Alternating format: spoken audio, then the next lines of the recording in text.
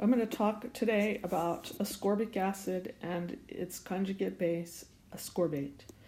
Ascorbic acid is a weak acid, also known as vitamin C.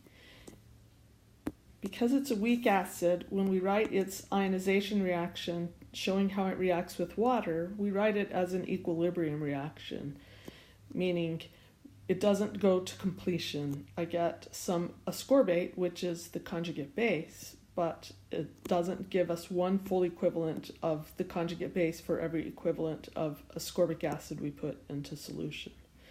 This is very different from the reaction of HCl, which is a strong acid. In this reaction of HCl with water, we use an arrow that shows the reaction goes to completion, and for every mole of HCl we put into solution, we get 1 mole of hydronium ions and 1 mole of chloride.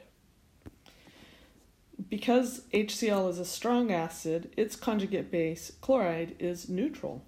It doesn't have a tendency to react with water to return to the HCl form.